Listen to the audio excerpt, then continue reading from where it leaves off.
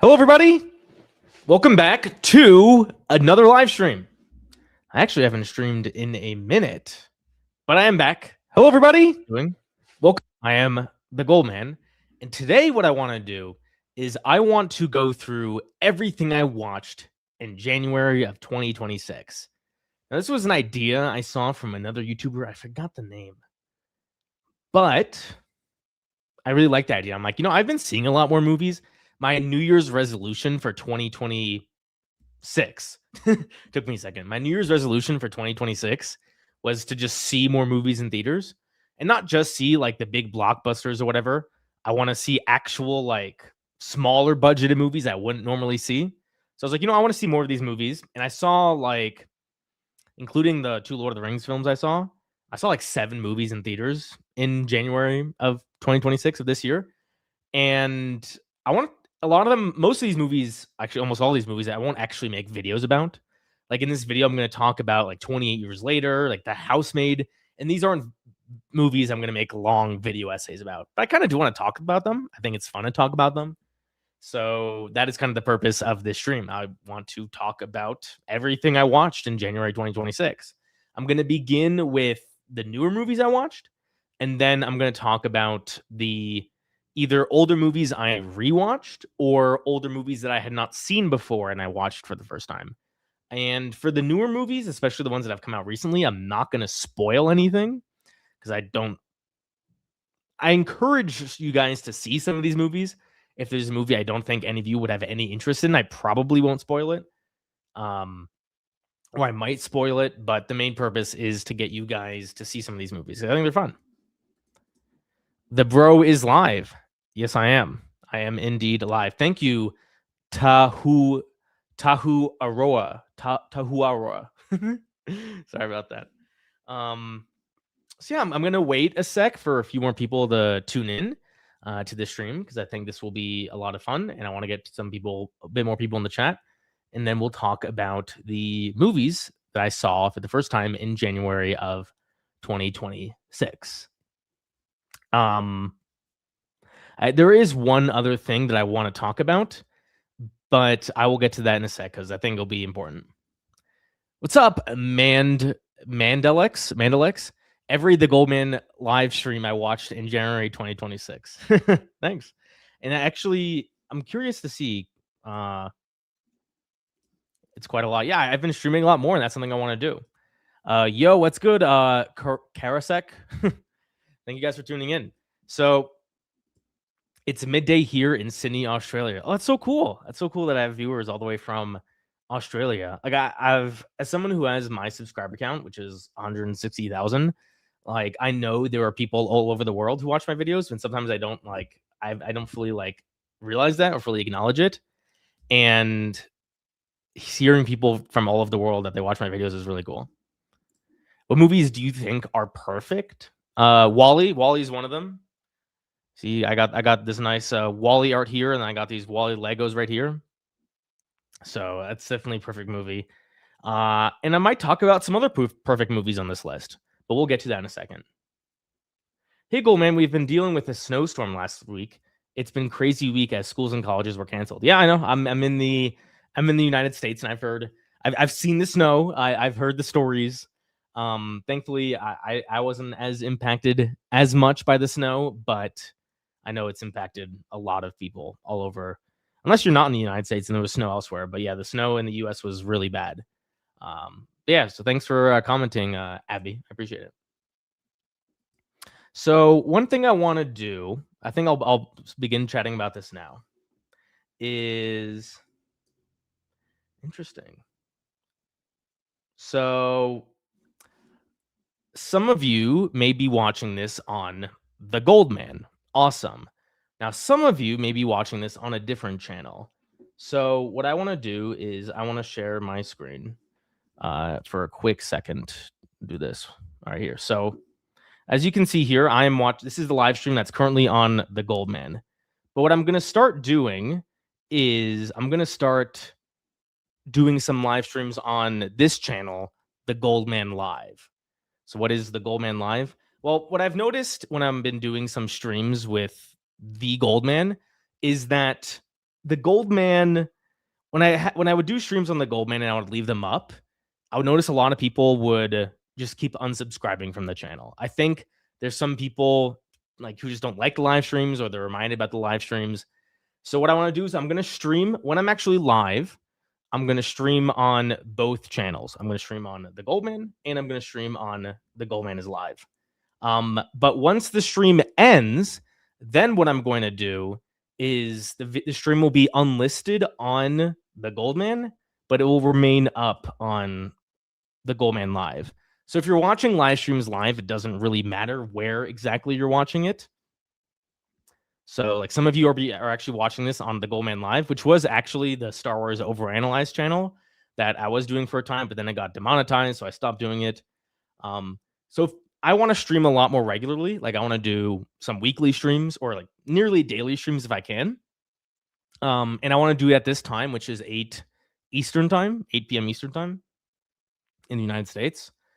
So if you can catch me live, you can watch it on either channel. It doesn't matter. But if you can't catch me live, then you can go to this channel where I'll have the live streams up.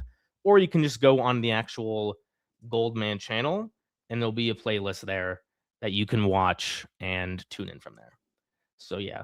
So like right now I'm on the Goldman, but once the actual stream ends, then this will be private. Oh, this is gonna be cool. It'll be like Inception kind of. Not Inception, where you like see, you know, I'm watching a stream and then that stream is gonna be watching a stream.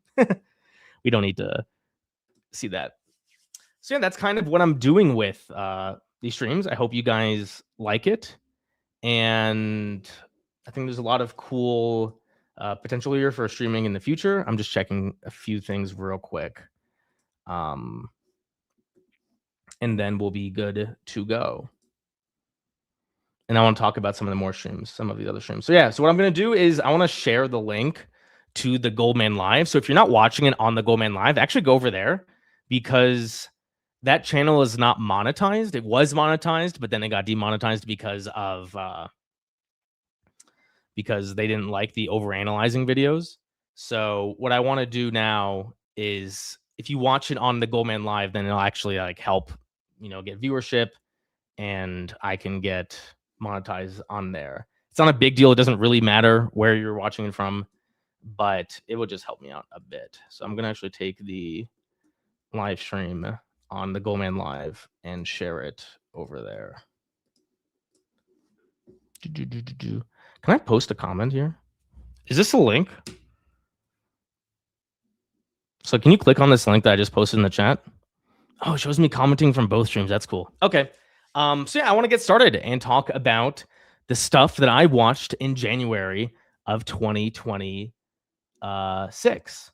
So there are 5 new movies that came out. Now, one of them technically came out in December of 2025, but it is still a new movie that I watched. So I watched 5 new movies, and then I saw, let's see, 1, 2, 3, 4, 5, 6, like 7 older movies. Now, some of these older movies I had seen before, and some of them I had not, and I'm going to talk about a few of them. So first, I want to talk about The Housemaid.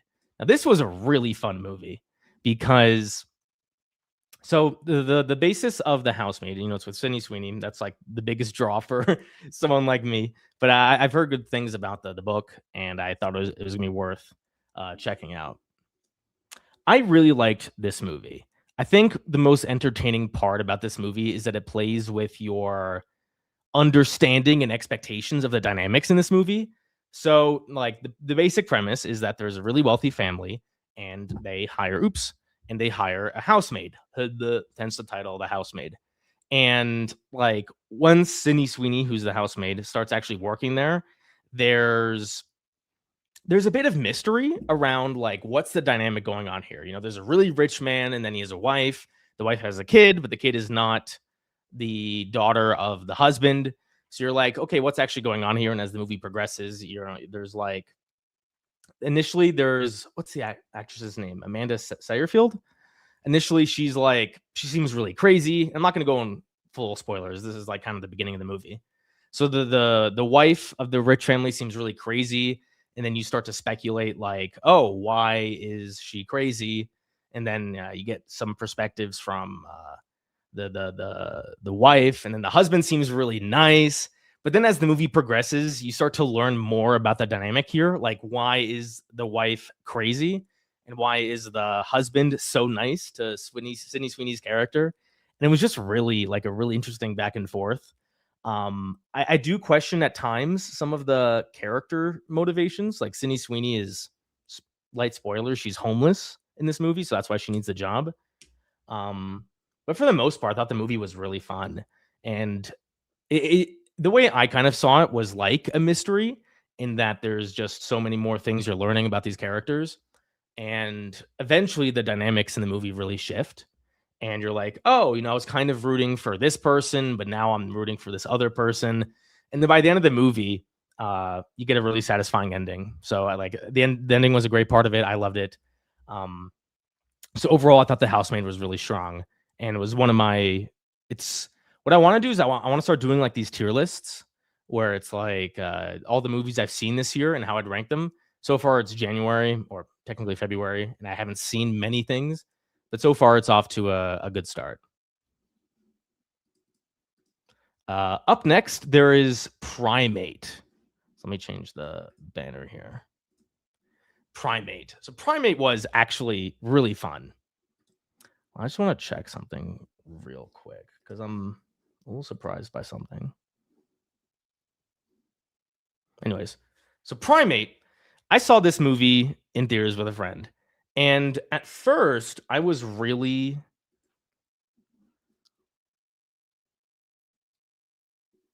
Sorry, something came up. With Primate,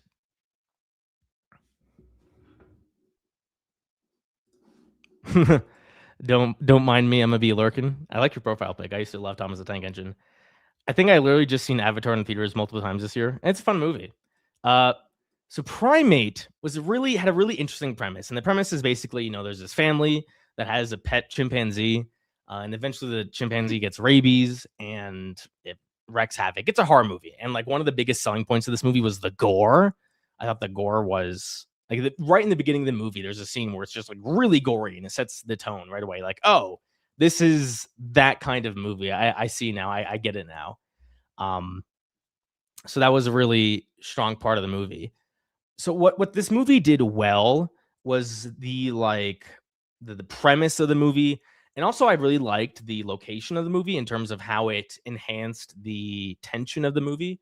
So like there's a chimpanzee, right? And there's people trapped in this house, but the way the house is like placed and designed, people can't just like walk out of the backyard and run away from the chimpanzee. Like they're on a cliff side and there's like a pool that a lot of them are in, and they can only like escape the pool if they go up the stairs, and the chimpanzee blocks the stairs. So like the location was really well done in a sense that it gave the movie like it limited the characters in the movie, which I think is something you want to do in a horror movie, right? You want to make sure the characters are in real danger and that danger is ever present throughout the movie. The best part of this movie is like the tension of the horror scenes. So there's a lot of characters and there's a murderous chimpanzee, and the chimpanzee is like every time there's a sequence where there's people with the chimpanzee or the chimpanzee's attacking some of these people, like it gets really tense. And a lot of the set pieces I thought maybe they dragged on a bit too long at times, but you're really like fearing for these characters. So that part was really well done. Now, the part of the movie that I found to be the worst part of the movie was definitely the characters themselves.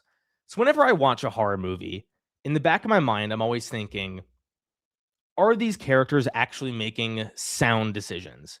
I think it's such a cliche that in horror movies, there's stupid characters. So I kind of judge horror movies based off of that. Like, our characters making smart decisions. In this movie, there's just not many smart decisions made by characters. Like, I watched this movie with a friend, and as we were walking out at the end of the movie, I was just constantly like, we had it back and forth. Like, if we were in this situation and there's a group of like 5 of us, because that's how many there were in the movie. If there was a group of 5 of us, how would we escape? Like, how would we make sure we survive with the fewest amount of deaths or the fewest amount of injuries? And it's just like not a very hard thing to think of. Also, the chimpanzee is like a child chimpanzee. It's like it's relatively small. Now, obviously, chimpanzees are really strong, but like when you have just one smaller chimpanzee, like could 5 humans overpower the chimpanzee? Maybe. So the like I just thought the characters in this movie made really dumb decisions, and it led to the tense scenes of the movie. And then other characters that show up really make awkward decisions. So, I mean, overall, this movie, you're going into this movie for the tension and the gore, which it does excellently. But what it doesn't do well is having smart, engaging characters that you feel like, oh, that's smart. And then the chimpanzee thwarts them. No, they make stupid decisions, and then the chimpanzee thwarts them. Then we got Greenland 2, which was not a good movie by any means. Like, this movie was not good at all. For those of you who don't know, this movie is a sequel to the 2020 disaster movie Greenland, where an asteroid hits Earth. And like I saw the movie, I don't really remember like how much I liked it or not. I think it was fine. But like the one part of that movie that actually, makes it engaging is that there's like a time bomb, right? There's a timer where the asteroid's about to hit Earth and the family needs to go to safety. So spoiler for the first movie, they do get to safety. But in this movie, the tension is not around like when is this asteroid going to hit Earth. It's in the aftermath, and the characters need to migrate, which is the subtitle of the movie. The characters need to migrate to this safe location, and the same tension is just not there. Like there's another element of this story that they add to try and give it some tension, but it really doesn't work at all. And that's kind of the fate of Gerard Butler's character, the main character. So that part was really weak and it didn't work at all. Um, and it's just like this movie is really boring. Like there's constantly just sequences of characters, you know, like walking from one place to another. Oh, there's a really intense sequence, and like everyone dies except for our 3 main characters. Then they walk to this another area. Oh, tense sequence. They survive, but no one else does. And it's so repetitive. The movie does the same thing over and over and over again. And then eventually, like the movie ends where they reach a certain location. I won't spoil it, but I doubt any of you want to or will see this movie. Now, the most puzzling part about Greenland, and this made me like my head was spinning while watching this, was kind of the world building of this movie, because it's so strange. Like the first movie, it implied that what happened was, an asteroid hit Earth and like most of Earth was uninhabitable. Like in this movie, when you look at what's going on around when you look at the world, it's like it's kind of just like a normal apocalypse. Like they show cities, right? And they're like kind of post-apocalyptic cities, but you would think that like these cities would be wiped off the face of the map, but they're not. Like it seems like if people just hid in some of these buildings or hid in a basement, they would be fine. They wouldn't have died from this giant ass asteroid. But so like the whole world building is really confusing. And then there's like all these battling like factions, like all these world governments have shut down and there's these battling factions. And then like the characters just walk over a hill and reach safety. And then you're thinking like, why are they safe now? Like there's just a battle right over that hill. And like, and then the movie's so over dramatic where it's like, oh, I will take you guys and we will be safe. We will reach happiness. That's what Gerard Butler says. And it's just like so over dramatic and it's not good. The characters aren't good. The world building is confusing. So this was not a good movie and it'll probably be my least favorite movie of the year so far. Up next, there's 28 Years Later 2, The Bone Temple. So this movie, like I had such mixed feelings about the first 28 Years Later.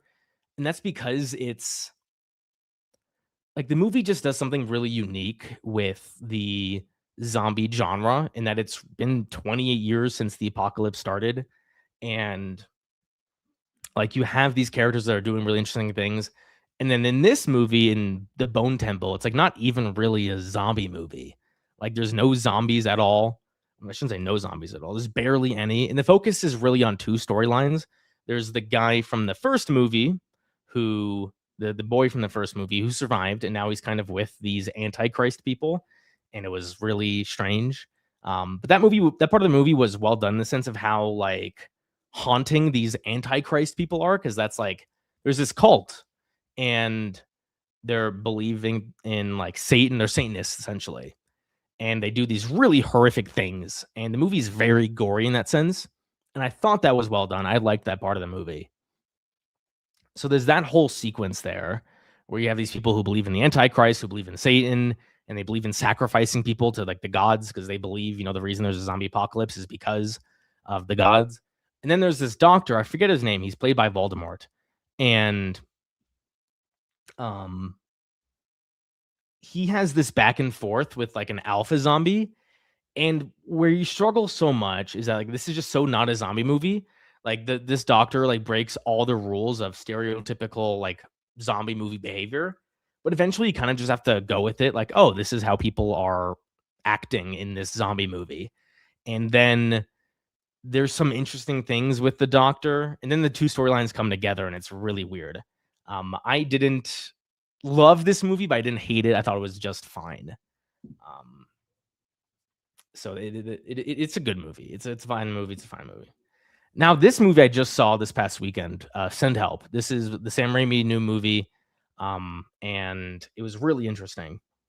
I think the best part about this movie is like the premise, where you have Castaway, right, where these people are stranded on an island, but you also have this dynamic between an employee and the boss, and the boss is like too comically of a douchebag.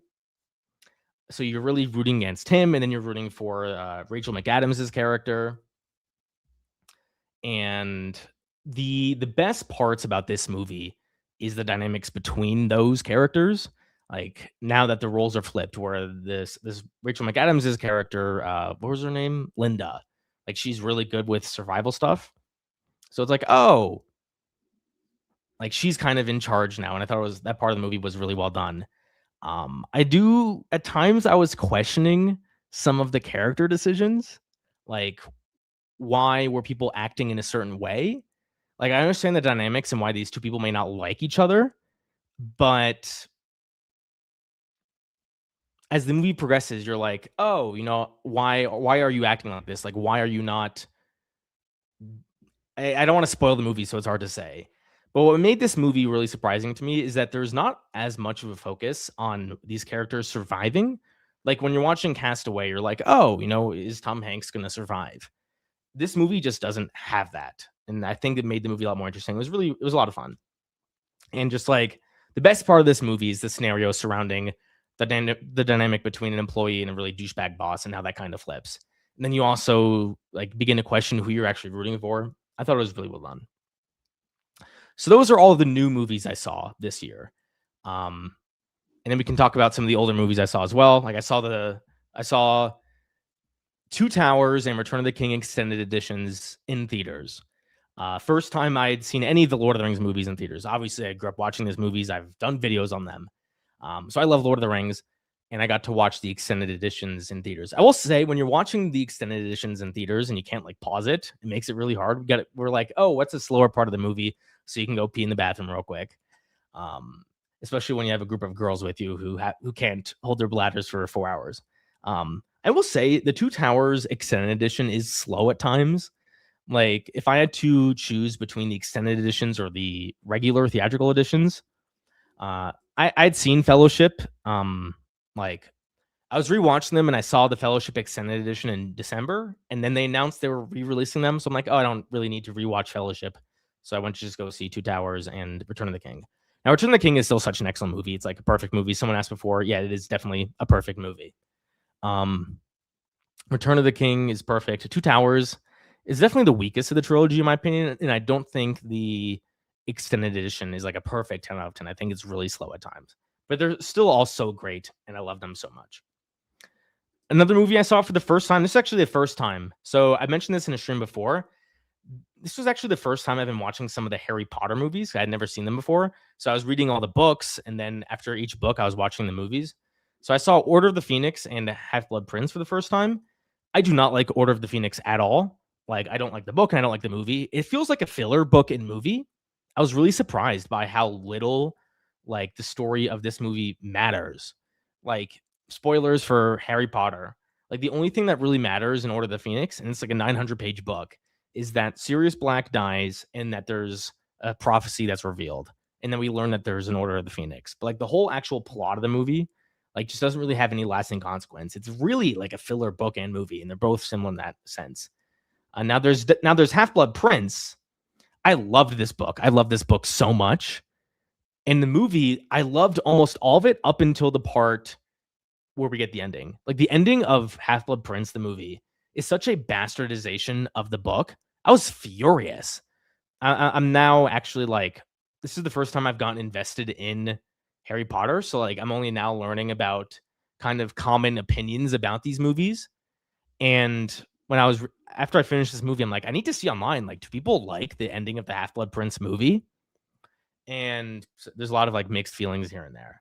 And I was really surprised. I just like the ending of the Half-Blood Prince book is so tense, and none of that is in the movie. And it was really disappointing. But overall, I mostly enjoyed the movie. I just really hated the ending. Order of the Phoenix more than Half-Blood Prince. That's so surprising. I don't understand how people can like the Half-Blood Prince. It's so boring. Oh, and the other thing about the Half-Blood Prince movie is that the cinematography is awful. I hate the cinematography. It was disgusting. I hated it. Which like it's so dark and so gloomy. I really didn't like that at all. And then now I never thought in my life I'd ever be talking about these movies in my YouTube career, but here we are. I watched the Twilight movies for the first time. Technically, I didn't watch all 5 of them in January. I watched the first 2 in December, and then the last 3 this month. And I am glad. I assume you're talking about Harry Potter. Yes, I have read the Harry Potter books, and I've read Deathly Hallows. I just need to watch the Deathly Hallows movies now. The Twilight movies are so bad. I will say they do get better as they progress. So like by the end of the series, it's just so goofy. The Twilight movies are just like really something funny to like laugh with. Like, I think the first 2 are the really, really bad ones. But by the end, I think they're a lot better and it's a lot more fun. You loved the ending of Half-Blood Prince, like the movie ending? I hated the ending of the movie. I really hated it. I thought it was awful. Captain Luma says, I really liked Phoenix, didn't like Half-Blood Prince, LOL to each on. Yeah, you know, it's so funny, like, because I never watched the books, and I think I watched a few of the movies growing up, but I like didn't really remember them. So like now that I've done that, I'm actually engaging somewhat with the fandom and like what people's opinions are. And it's like the same thing with Star Wars. I don't understand how some people could like certain movies over other movies. But you're right, to each their own. I watched them all years ago and hated them. What, the Twilight movies? Yeah, they're not good. They're not good at all. So yeah, that's everything I saw in 2020 or January of 2025, 2026. I when I made this stream, I titled it January 2025. Like, I still haven't wrapped my head around the fact that we're in 2026. Like, it feels weird, even though we're in February. What's your favorite Harry Potter movie? Now, so far, I have not watched the 2 Deathly Hallows movies. I plan on watching them this weekend, actually. Of the first 6, I think it's Prisoner of Azkaban. I like the first ones more. Like, I don't really love Goblet of Fire as an adaptation. And I didn't like Order of the Phoenix. And I didn't love Half-Blood Prince. I would go with Prisoner of Azkaban. Have you watched the Stranger Things finale? Yes, I have. I am not going to make a video on it because I want to make a Stranger Things 1 year later video next year, or like at the end of this year. So that's something I'm going to do. I finished Andor season 2 the other week. Post-series depression has hit. It's a great show. I remember just like sitting down watching season 2, those last few episodes, and just appreciating like I'm watching greatness for the first time, and like I'll only ever be able to watch Andor for the first time once. Have I seen Marty Supreme? I have not. I've heard good things. But no, I have not watched Marty Supreme. So yeah, we'll see if I keep doing these kinds of streams going forward. I think they could be a lot of fun talking about the main types of movies I've seen this month. But we'll see. If not many people tune into these kinds of streams, then I'm not going to do more of them. But who knows? We'll see. Anyways, shorter stream, about half an hour. I'm hopefully going to be live tomorrow. I want to do a tier list like of Stranger Things stuff. I think it'd be a lot of fun, and be a great way to engage with the viewers. What do you think about the original 5 Planet of the Apes movies? I've seen them all. I love the first one. The second And second one's weird as hell. The third one is really interesting with I forget the names of the characters, the two ape parents like going to the human world. And then the fourth one is basically like Rise of the Planet of the Apes, the new one. And then the fifth one was weird as well. I don't hate the movies. I don't love them, but they're classics. Anyways, so that's gonna be the stream, guys. Thank you guys for tuning in. I hope to be doing more streams in the future, and let me know if you like me talking about everything I saw in a certain month. I think it's a fun idea, and let's see if you guys like it. So, anyways, thank you guys for watching. Don't forget, tune out the Claw Squad, and I'll see you guys next time.